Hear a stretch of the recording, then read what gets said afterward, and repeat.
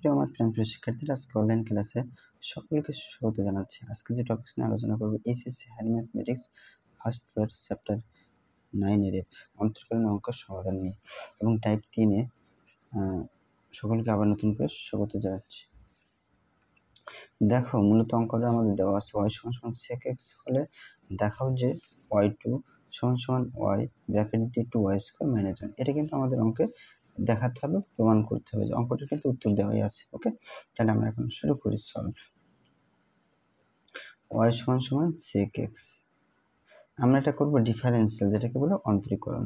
এখন কথা হলো, আমরা কখনো কখনো দেখেছি এরকম অন্তরীকরণ করতে, কখনো dy/dx লিখতে, আবার কখনো y1 লিখতে, কখনো হচ্ছে ড্যাশ লিখতে, ইত্যাদি ইত্যাদি। কিন্তু তোমাদের আমি পরামর্শ দেব যে এটা নিয়ে বিভ্রান্ত বা টেনশনের কিছু নেই। এক কথা হচ্ছে অঙ্কে প্যাটার্ন অনুযায়ী আমাদের লিখতে হবে।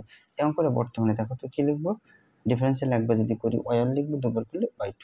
এখন কিন্তু আর dy/dx করছি ঠিকই, কিন্তু এটা কিন্তু আমরা লিখবো না। ডিফারেন্সিয়াল যদি বন্ধুরা একবার করি, তাহলে আমরা এখানে লিখবো y1 সমান এই sec x কে যদি ডিফারেন্সিয়াল করি, আমরা চাইলে d/dx এরকম আমরা লিখে নিতে পারি।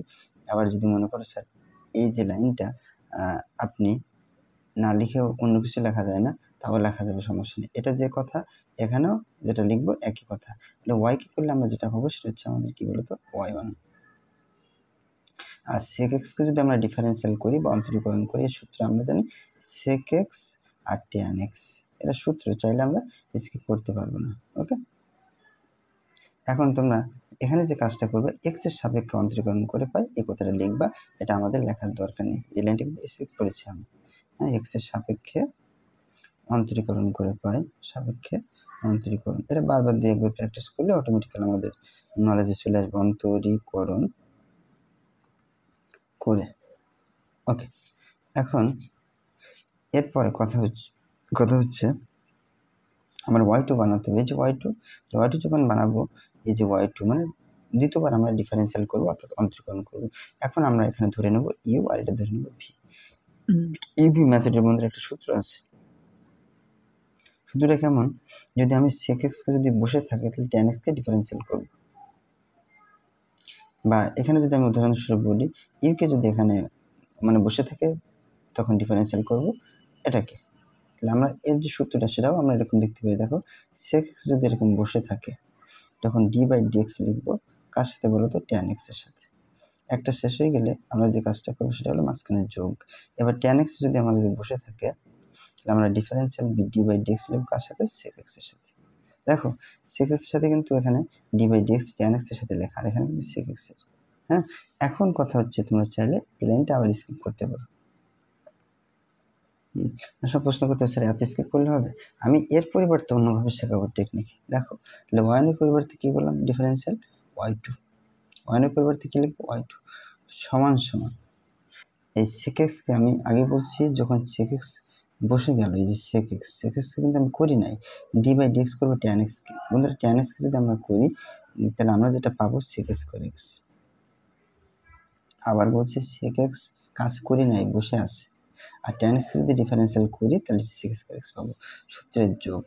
আগে একটুকে কাকে করছি বলো তো, বসেছিল কে বলো তো, sec x। এবার বসে থাকবে কিন্তু tan x। আর tan x যদি বসে থাকে, তাহলে sec x ডিফারেন্সিয়াল করবে না, একে করা মানে হচ্ছে sec x tan x।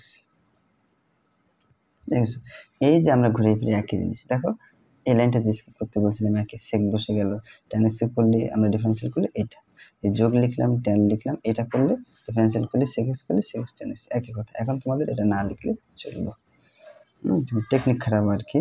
কারণ বা লিখলাম, y2 লিখলাম। এখন sec কবার আছে বলতে পারো? এখানে তোমরা চাইলে এখানে তোমরা কমন নিতে পারো, একবার সমস্যা নেই, আমি একবারই কমন নেবো আর কি। এখন sec কটা আছে দেখো তো, sec 3টা, এখানে sec 1টা, তাহলে আমি sec 1টা কমন নেব। বন্ধুরা, আমি sec 1টা যদি এখানে কমন নেই, তাহলে এখানে কি থাকে দেখে বলো তো, sec square x থাকে, আর sec তো বাদ দিয়ে গেল, তাহলে এখানে tan গুণ করলে tan square x। দেখছো, মানে sec কমন নেওয়ার পর আমাদের এটা থাকে, বা লিখবো y2, এই sec x বসে গেল। আমরা একটা সহজ টেকনিক, এখানে sec x এর মান আছে y, এই জন্য আমরা এই যে tan কে sec বানাবো। কোন কারণে, এই যে মান আছে বিধায়। হ্যাঁ, তাহলে আমরা sec square x লিখো, যোগ এটুকুর পরিবর্তে আমরা কি লেখা যায় দেখো, আমরা সূত্র জানি, ছোটবেলায় 9 সূত্র শিখেছি, sec square X minus tan square X equal to 1। আর tan এর মান যদি বের করি তাহলে দেখো sec স্কোয়ার এক্স প্লাস 1 বসে গেলে মাইনাস 1 সমান সমান মাইনাস tan বসে গেলে প্লাস tan স্কোয়ার এক্স। দেখছো, তাহলে tan স্কোয়ার এক্স এর পরিবর্তে আমি কি লিখতে পারি দেখো তো, sec স্কোয়ার এক্স মানে লেখা লেখা যায় না, এই লাইনটা লেখা যায় না, sec স্কোয়ার এক্স মাইনাস 1। ওকে, তাহলে আমি এটুকুর পরিবর্তে লিখবো কি sec স্কোয়ার এক্স মাইনাস 1। ওকে, তাহলে বা লিখলাম y2 লিখলাম সমান সমান sec x, এই দুটো যদি আমরা যোগ করি তাহলে 2 sec স্কোয়ার এক্স পাবো আর মাইনাস 1 পাবো। এই বা লিখলাম y2 লিখলাম সমান সমান। এখন যে আমরা কাজটা করবো সেটা হচ্ছে sec x এর মান আছে দেখো তো বন্ধুরা কত, y। এটুকুর পরিবর্তে আমরা y লিখবো, এই 2 লিখবো আর sec এর জায়গায় কি লিখবো y স্কোয়ার লিখবো পাওয়ারের মাইনাস 1। দেখছো, আবার বলছে এইটুকুর জায়গায় y লিখবো, 2 লিখবো, সেকেন্ড মান হচ্ছে y, পাওয়ার স্কোয়ার লিখবো, মাইনাস 1 লিখবো। এখন আমরা প্রমাণের সাথে মিলাম, y2 ঠিক আছে, y ঠিক আছে, আর 2y স্কোয়ার মাইনাস 1 এটাও আমাদের ঠিক আছে। এখন এই কথাটা আমরা শুধুমাত্র জাস্ট লিখবো, লেখো y2 সমান সমান y into 2y square minus 1। আমরা কি লিখবো, দেখানো হলো বা শুট, হ্যাঁ, এই ছিল WT, শুট লিখতে পারি বা দেখানো হলো লিখতে পারি। এই ছিল বন্ধুরা আজকে ভিডিওটি যদি বিন্দুমাত্র উপকার আসে, কাজে লেগে থাকে লাইক করবেন, শেয়ার করতে ভুলবেন না, সাবস্ক্রাইব করতে ভুলবেন না। ধন্যবাদ সকলকে, নেক্সট ভিডিওতে দেখা হবে।